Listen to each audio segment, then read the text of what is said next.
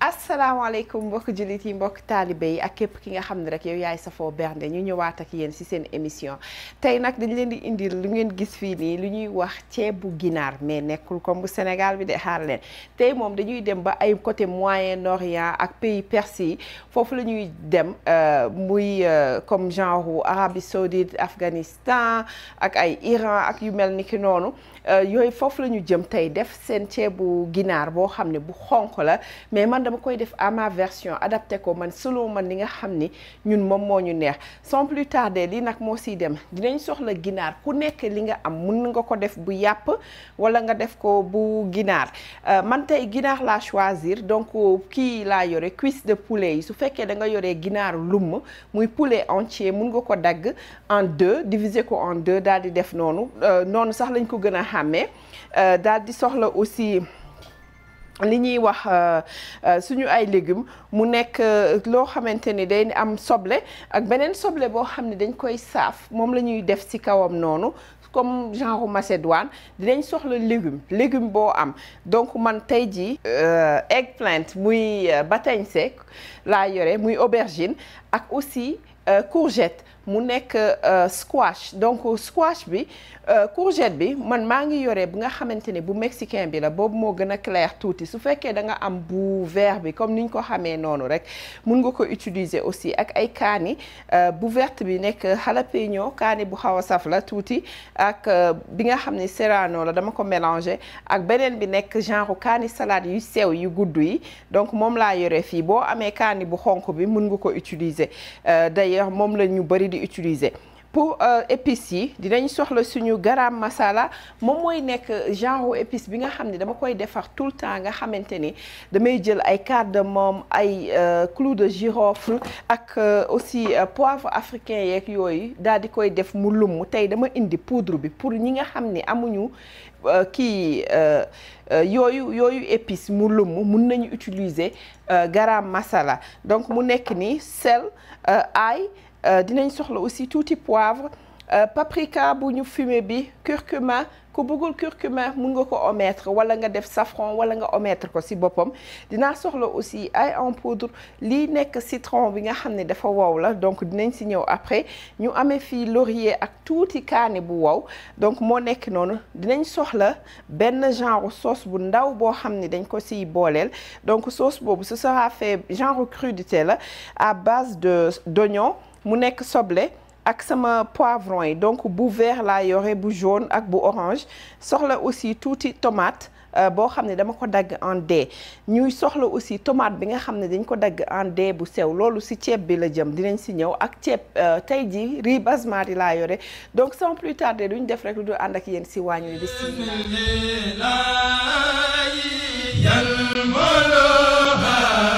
voilà li ngeen gis fii suñu cin bi la moom la ñu teg nii mu xaw a tàng noonu avant ma siy def diw bi donc damay daal di def diw njëkk a saaf soble bi nga xam ni moom laay def ci kaw ceeb bi incha allah wala mélanger ko ci biir ku nekk yow yaa xool rek noo ko sentiré ñu daal di ñëw bismillah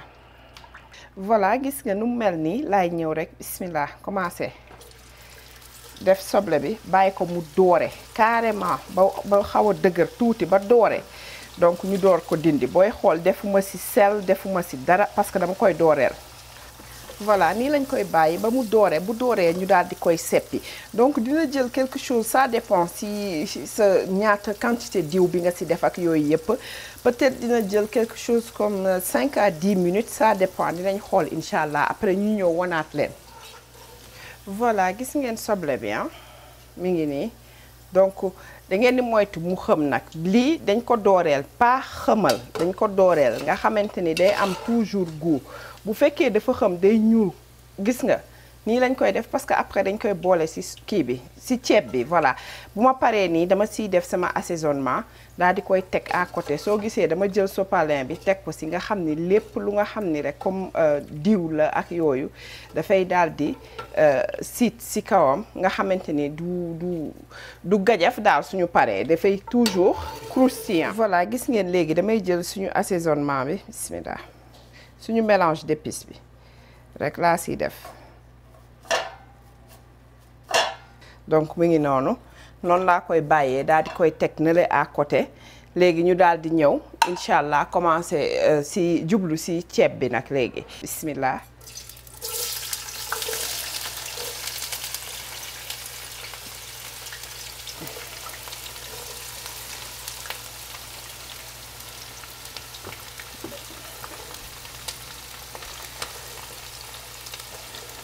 voilà defaale si kaani bi rek benn yoon. bu ko defee moom tamit ñu xaw ko sauté tuuti moom soxlaw ma muy doore dama ko soxla tuuti rek sauté ko léegi damay daal di ñëw jël tomate bi tamit def si bi nga xam ne tomate doom bi laay def njëkk ba pare après si kanam ma def tomate loqati mais dama bëgg tomate beeg soble bi àndandoo dog ñoom ñaar bu ngeen di xool ginaar gi saafuñu ko defuñu ko dara parce que après dañ koy jël xaw ko lakk suñu paree incha allah moo tax gisu leen ko fi. ñu bàyyi ko nii tuuti muy mijoter ndànk après ñu ñëwaat. voilà gis ngeen comme li ma leen waxoon lii dama ko fàtte woon sànq wax muy tomato paste muy tomate concentré donc dañ koy daal di jël bismillah def ko si biir bismillah. gis nga moom du xonk cor xawma du xonk coy comme ñun suñu ceebu yàpp nu muy demee mais man dama koy def nag mu xaw a jege loolu tuuti daal pour nga xamante ni nit ñi dinañ ko xàmmee bu baax. waaw ñu bàyyi tuuti mu dog rek bu ko defee ñu daal di siy def tuuti ndox.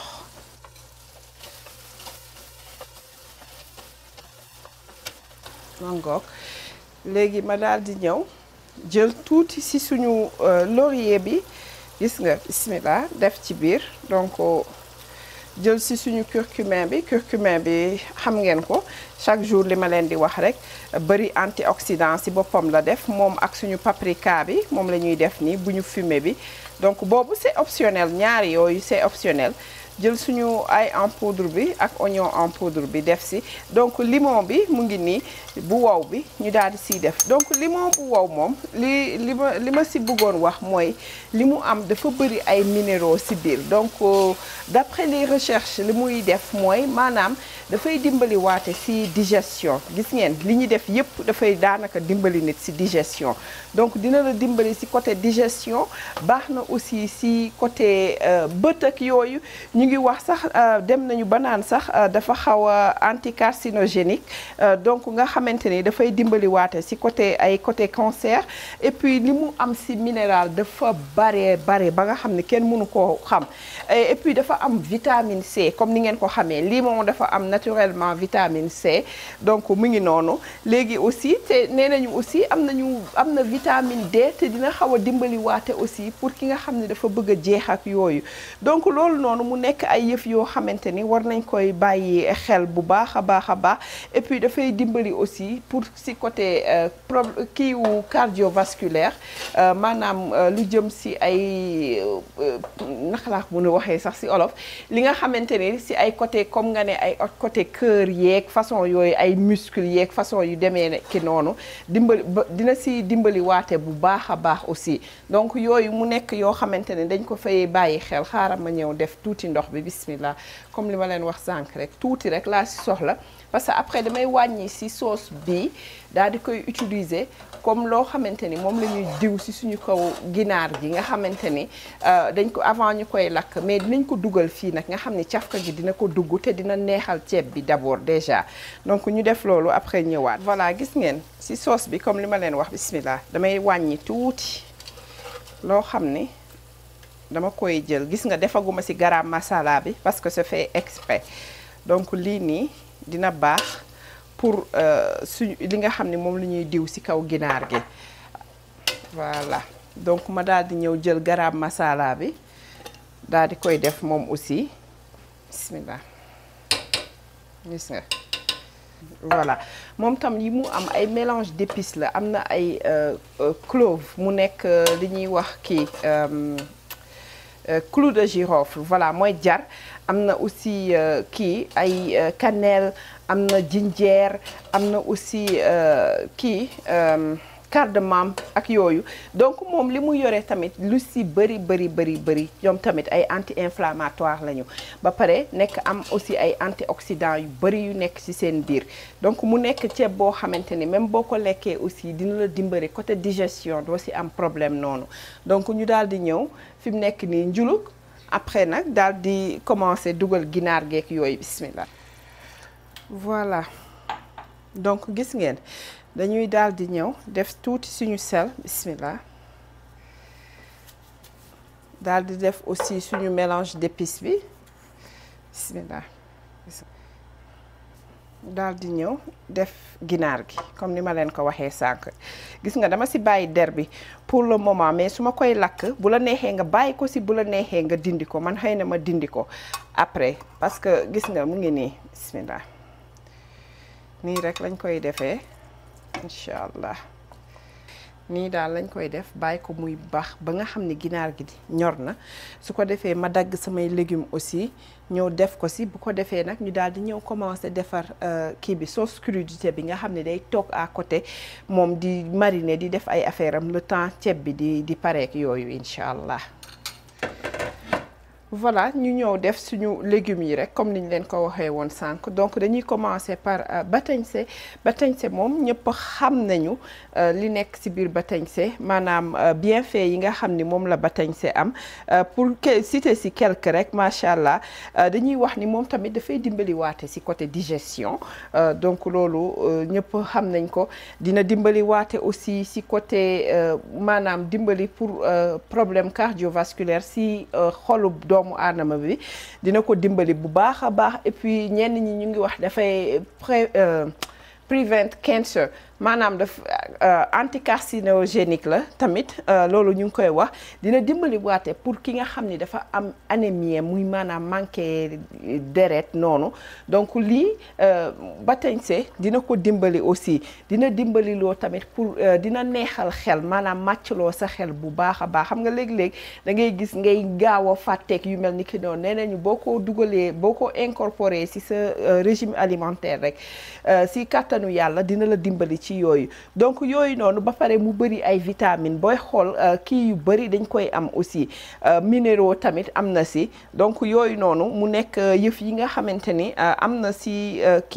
si maanaam batañse ñu ñëw nag léegi si courgette nag moom comme niñ ko xamee moom dafa baax déjà pour ki nga xam ne dafa bëgg a jeex moom mu ngi noonu ñëwal jël courgette dina la dimbali parce que booy xool daanaka ndox la moo nekk ci biir yow bu loo si lekk aussi da nga koy gaaw a digérer le plus rapidement possible donc mu nekk loo xamante ni tamit foog ñu bàyyi si tuuti xel dina dimbali aussi si côté bët tamit dina neexal bët bu baax a baax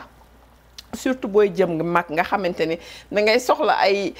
verre ak yu mel noonu dina la gën a dimbali ci loolu bien que du ko éradiquer complètement mais dina ko dimbali dina ralentir lu baree bari baax na aussi tamit comme li ma wax sànq rek ci côté jeex ak aussi côté ni ñu koy waxee blood sugar muy maanaam sa glycémie voilà dina la dimbali aussi pour jéem ko régulariser tuuti nga xamante ni du fa nekk di jóg ko daan lu ne mu ciy dugg donc loolu noonu mu nekk quelque rek yu nga xamante ni nekk na si aussi si kii courgette am na zinc bëri na minéraux ak aussi ay nutriments yu nga xam ni ñu ngi si biir donc moom noonu rek lañ koy xamee parce que yow jàppal ni lu mel ni lii bi batañse bi par exemple moom li tax mu nekk anti-inflammatoire tamit mooy dafa amee lycopène muy lycopène donc loolu xam nañ ko bu baax si comme par exemple nga xamante ni boo amee ay inflammation dina la dimbali parce que am na ñoo xam ni dañu naan bu ñu lekkee batañse peut-être dañuy xaw a am inflammation mais c'est pas prouvé toujours et yow déglul toujours rek sa yaram lu mu lay wax bu fekkee boo ko lekkee mu indil la ay quelques jafe-jafe peut-être nga koy limiter ba di ko introduire ndànk ci sa régime alimentaire ba nga tàmm ko lépp loo gis rek loo xam ne lu bees la noonu nga koy def tuuti te comme on dit rek tout excès est nuisible donc ñu siy def ndànk rek di si bàyyi xel ba suñu yaram di ko nangu incha allah donc ñu daal di continuer nii bàyyi ko muy def ay affaire am ñu daal di jublu fële daal di ñëw defar incha allah non fàtte woon naa def sax laaj bi ñu daal di ñëw après def suñu kii bi sauce bi nga xam ni moom la ñuy ñëw boole kook sauce bi donc kii bi ceeb bi incha allah ñu def laaj upp bàyyi mu ceeb kii bi ñor tuuti ginaar gi bismillah. Donc laaj bi c'est selon votre préférence personnelle comme ginaar geek yooyu dama ko mariner woon ak laaj bu saf donc lii baax na nii incha allah. Voilà pour defar suñu sauce bi dañuy def nii donc damay jël tuuti poivre noir bismillah daal di jël sama kii mélange d'épices bi bu jaune bi bismillah. Voilà ñu jël tuuti sel aussi daal di def nii léegi nag bu ko defee ñu daal di jël tuuti ci suñu bala may def sax huile d'olive ma jël ci citron bismillah bu la neexee nga def vinaigre mais man je pense que citron bi baax na nii. Donc sauce bi nii c'est optionnel nag boo bëggul mun nga yem rek ci ceebu yàpp bi noonu dinaa leen won beneen kii bi nga xam ne moom lañ koy defee aussi bismillah beneen sauce bi nga xamante ni mooy li ñu wàññi woon sànq li ñuy diw ci ginaar gi même sauce boobu mun nga ci tibb tuuti à côté bàyyi ko nga xam ne mun nga ko booleeg ceeb beeg yooyu ñu daal di def tuuti huile donc huile boo am rek man huile d'olive laa jël nii ñu daal di jël tuuti ci suñu laaj bu tooy bi. Su la neexee su fekkee bëggoo par exemple laaj bu tooy bi mën nga jël aussi laaj bu wow bi man li ma siy jël quantité bu ndaw la nii rek gis nga tuuti laay jël aay gis nga léegi nag ñu daal di jël suñuy ay ingrédients dugal ci biir mu nekk oignon ak poivron yi ak tomate fraîche bi nga xam ne dañ ko dagg moom la ñuy jël rek daal di def ci biir. Voilà léegi bu la neexee nag nga jël sa kaani tuuti bu verte bi nga dagg def ci man dinaa ci def tuuti rek li ma ciy def du bari tuuti rek laay def subhanallah kaane ga naawoon donc gis nga moitié bi rek laa ciy def bàyyi ku bëgg lu gën a saf mun nga ko def mais man dama koy bàyyi noonu nga xam ne ñëpp dinañ ci mun a lekk comme am nañ sauce kaani boo xam ne mun nañ ko booleek moom dañuy daal di jël loolu rek teg ko à côté nga xam ni ku bëgg rek moom ngay utiliser voilà nii baax na gis nga ñu mélanger bu la neexee nga dolli soble yooyu yaay xool rek nu la neexee nga def ko nii rek lañ koy def daal di koy bàyyi ko muy mariner ndànk après ñu ñëwaat ak yéen incha allah buñ ko indee di ngeen gis le temps ñuy yàq ak yooyu buñ koy indiwaat mu xaw a lax noonu tuuti loolu moo si neex nga xam ni soble bi moo tax ma taamu bu kii bi bu mauve bi xawma bu rouge nga xamante ni moom safaayam taxu koo ñàng noonu bokkul ak bu weex bi daal mooy bu jaune bi. Voilà gis ngeen lii mooy sauce bi nga xam ni dañ ko dindi woon sànq tomato mooy tomate bi ak tomate concentré tomate fraîche ak oignon bi nga xam ni moom la ñu sauté woon fële ak huile moom moo nekk nii donc ma jëlaale aussi tuuti kaani ma def ko ci donc mu nekk ci biir donc moom la ñuy jël daal di koy purée gis nga comme li ma leen waxoon laurier baa ngi nii bon c'est pas grave dama koy purée waale ci biir donc nga xam ne day xaw a xelmati tuuti rek comme barbecue sauce bi ñu defaroon bi ñuy def live show ci même concept boobu rek la mais beneen façon lay nekk tey léegi ñu daal di ñëw jël suñu mélange d'épices bismillah boole ko ba mu baax ku amul mélange d'épices soo amee paprika mun nga ko ci def aussi ail en poudre oignon en poudre mun nga ko def aussi ñu jël quelques poivres noirs tuuti rek ak suñu beneen épice bi léegi ma daal di jël tuuti sel bismillah bu leen fàtte parce que ñun salewuñu ko woon sànq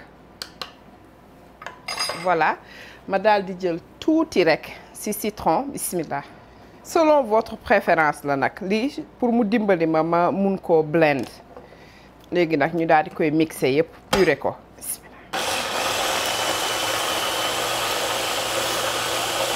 mi ngi nii bu la neexee nga diluer ko defaat si tuuti soit tuuti ndox liquide wala si ñeex bi sax même comme dañ koy jëlaat rek toggaat kii ko boole ko si togg bi mais man nii baax na parce que dafay nekkaale sous forme de sauce tuuti boo xam ni même yëf bi ngay jël daal di koy teg à côté nga xam ne di nga ko mun a boole ak ceeb bi aussi mu nekk beneen façon sauce boo xam ni mun na ànd ak ceeb bi te du ceeb bi kese la mun a àndal excusez-moi te du ceeb bi kese la mun a àndal mun na ànd ak ay jën ak lu la munti neex daal donc mu ngi nii lañ koy bàyyi teg ko à côté après nag ñëwaat nga xam ne buñ koy diw si ginaar gi incha allah si la ñuy ñëw ànd ak yéen. voilà fi mu nekk nii dañuy daal di ñëw seppi maanaam ginaar gi comme niñ leen waxoon rek sànq ndax ñu mun ko commencer lakk léegi gis nga moom dañ ko maanaam da ngay mel ni rek ku ko muusal mais au lieu nga muusalee ko séparément moom si biir togg bi nga ko muusalee si biir sauce bi si boppam bismillah. donc mu ngi nii instant bi moom dama si bàyyi der bi parce que xale yi nee nañ ma naa leen bàyyil der bi si biir donc keneen ku bëgg rek mun ngaa dindi. man fi bu nekk nii comme nee nañ ma naa ko si bàyyi man su may lekk dindi ko sam bopp donc mi ngi noonu waaw kay bii dajal na boppam alhamdulilah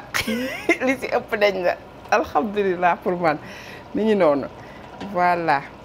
ñu xoolaale aussi légumes yi waaw baax na mun naa ko seppi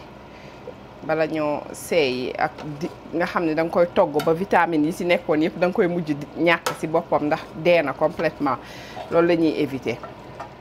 voilà ki nga xam ni par exemple moom deful woon sauce ak yooyu moom à ce niveau bu ko neexee mu daal di tibb tuuti ñeex rek nga xam ne su ceeb bi paree daf koy suy si kawam noonu. rek ñun bu ñuy togg ceeb Sénégal ceebu jën dañuy tibbee ñeex tu peux faire la même chose ak bii tamit. gis ngeen ba léegi defuñu si ay nokkos ak yooyu dëbbuñu parce que yëf yi dañ koo bàyyi si biir mu togg ndànk-ndànk di seyeeg ceeb bi di def ay affaire am foofu ku mu neex nga def sa nokkos mais man dama bëggoon lu gaaw a gaaw nga xam ni loolu yëpp duma si fekk. voilà donc ñu ñëw préparer rek pour maanaam sóor incha allah. bismillah gis ngeen comme niñ ko xamee rek Basbandi bëggul ndox donc te surtout que da nga koy xooj. moo tax boo yàkkamtee moom ceeb bu gaaw a defar la ndax yow taf nga jóge fa laa la wax jarul tey jarul def dara. ñu daal di jël quelque kii rek gis nga kaani salade yi laay jël rek daal di teg nii sóoraale ko ñu jël kaani tëmbal bi ma def ko ci biir pour parfumer ko jeex na ñu daal di upp ràpp suñu cin di ko xaar nag léegi muy def ay affaire am incha allah. voilà gis ngeen dama wàññi ci sauce bi nii fii daal di koy def mooy bi ñu mixé woon sànq léegi nag dañ koy jël rek gis nga moo tax ma ne leen woon comme xeetu barbecue la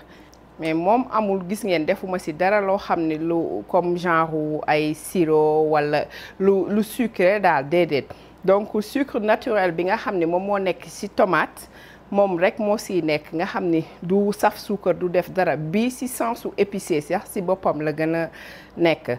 donc nii la ñuy def ñaari côté yëpp la ñuy diw mais damay def nii benn côté bi daal di dugal ci barbecue bi ba moo xam ci fourneau bi walla man ci e-wave walla ci sa four man ci e-wave bi laa koy def rek incha allah nga xam ni taf mu pare. parce que fi mu nekk nii dañuy xaw a dooreel nii rek ci kaw leneen ginaar gi ñor na yépp ba pare donc pour sauce bi mun ci nekk rek la voilà ñu dem lakk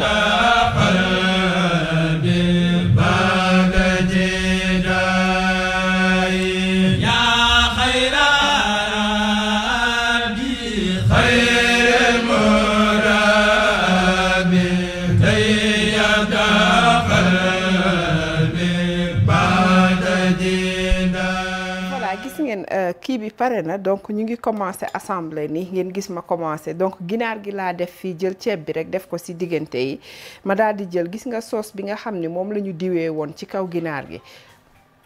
moo nekk nii ma daal di koy jël def ko ci ay récipient bu fekkee ni da ngay serviroo léegi comme man ni may def nii damay xaar tuuti moo tax ma koy def ci yii nii nga xam ni man su ma ko buggee tàngal tey damay génnee bocal yi rek nii daal di koy teg à côté bu ko defee nga xam ne da ngay dugal plate bi ci sa micro-ondes tàngal li nga soxla tàngal tegaat leen ci walla nga jël ko door a def sa soos yi noonu daal léegi nag bu fekkee ne da ngay dem lekki léegi da ngay jël nga soos nu mu la neexee donc man lii benn idée rek la parmi yeneen donc ñu ñëw ci kii bi ci soble bi ngeen gis fii voilà ñaari variété ñoo fi nekk donc bii nii bu paal bi moom mooy comme bi may defar